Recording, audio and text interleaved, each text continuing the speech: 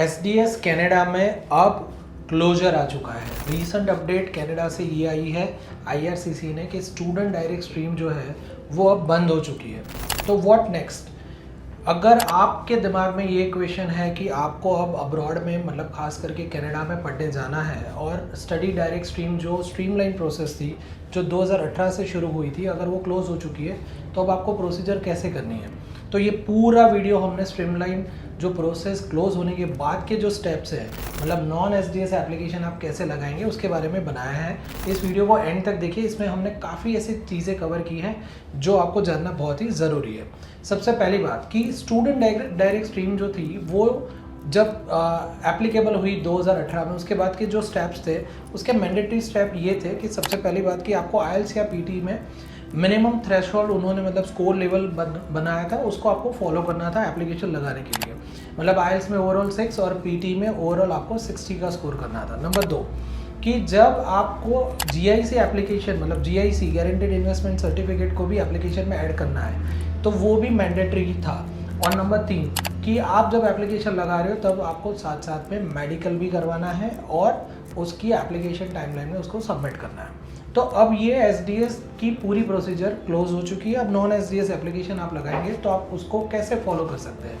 सबसे पहला स्टेप या तो बेनिफिट की हम बात कर लें तो ये होगा कि आपको अब कोई भी रिक्वायरमेंट्स को फॉलो नहीं करना है। तो नॉन एसडीएस कैटेगरी में ये बेनिफिट्स बहुत सारे हैं, जैसे कि मान लीजिए कि आपको आपकी कॉलेज या यूनिवर्सिटी कम आइल्स पे, विदाउट आइल्स पे या विदाउट पीटी पे, डियोलिंगो पे, टॉयफल पे भी एडमिशन दे रही है, तभी भी आप वीज़ा एप्लीकेशन लगा पाएंगे। नंबर 2 मतलब कि अगर आइल्स में कम स्कोर है या पीटी में मतलब लेस देन 60 है या आइल्स में लेस देन आपका 6 स्कोर है या तो डियोलिंगो में आपने स्कोर कर लिया और आपको एडमिशन मिल गया, तो भी आप अपना वीज़ा एप्लीकेशन लगा पाएंगे। ऑफकोर्स उसमें आपको एसओपी बहुत सही तरीके से बनाना है कि आप इंग्लिश प्रोफिशिएंसी को कैसे मीट कर रहे हैं। उसके बाद बात होगी आपके फंड के रिलेटेड। तो जीआईसी जैसे ही उन्होंने मैंडेटरी नहीं रखा है, फिर भी उन्होंने अपने फंड के रिक्वायरमेंट्स को यहाँ पे मेंशन किया हुआ है। वो भी रूल रिसेंटली ही अपडेट हुआ है, मतलब आईआरसीसी के द्वारा रिसेंटली अपडेट हुआ है। तो उसका पूरा टेबल हमने यहाँ पे आपके लिए रख दिया है कि उस टेबल में आपको पता चल रहा है कि जैसे उन्होंने डिफरेंट फॉर्म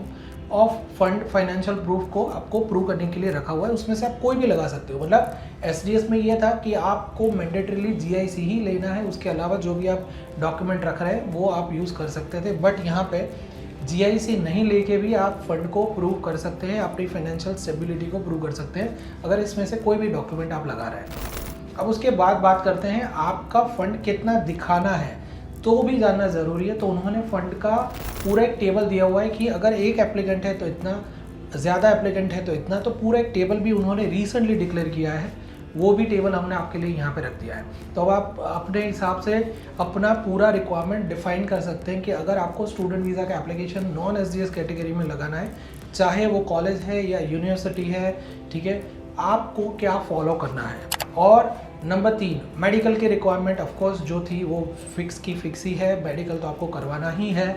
और अब जब टाइमलाइन की बात करेंगे तो यहाँ पे एक ड्रॉबैक है। तो टाइमलाइन एसडीएस कैटेगरी में ये था कि यूजुअली 2 वीक से लेके 6 वीक के अंदर अंदर आपके वीज़ा की अपडेट आ जाती थी। ये भी हुआ है कि कुछ पीरियड में 2 ढाई महीने या 3 महीने मतलब मोर देन 12 वीक्स के बाद भी वीज़ा की अपडेट आई है। बट ओवरऑल अगर हम देखने जाए तो 2 वीक से लेके 6 वीक के बीच में अपडेट आ जाती थी एसडीएस पे। जबकि नॉन एसडीएस कैटेगरी मतलब जनरल कैटेगरी में अब जब आप एप्लीकेशन आप लगाएंगे तो आपके वीज़ा का जो टाइमलाइन, प्रोसेसिंग टाइमलाइन है, एप्लीकेशन का टाइमलाइन है, वो आईआरसीसी ने बनाया है 8 वीक। तो 8 वीक के अंदर अंदर आपका एप्लीकेशन आ सकता है। तो अब आप अगर कनाडा के लिए जनवरी इनटेक में प्लान कर रहे हैं या तो मई इनटेक में प्लान कर रहे हैं या तो सितंबर 25 के लिए प्लान कर रहे हैं, तो आपको करना यही है कि आपको जल्द से जल्द एप्लीकेशन लगानी है, तो नॉन एसडीएस कैटेगरी में आपको ये बेनिफिट मिल सकता है।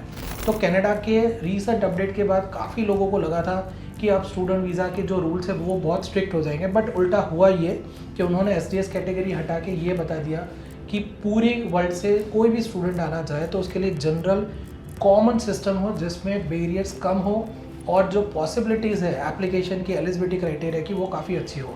और एक गुड न्यूज़ भी अपकमिंग डेज में आने वाले हैं कि काफ़ी कॉलेजेस और यूनिवर्सिटी अपनी रिक्वायरमेंट को लोअर भी करेगी, क्योंकि स्टडी परमिट पे जो कैप लगा है उसको देख के यूनिवर्सिटीज़ एंड कॉलेजेस ये भी सोच रही है कि वो अपनी एलिजिबिलिटी रिक्वायरमेंट मतलब एडमिशन की जो रिक्वायरमेंट है उसको लोअर भी करेगी।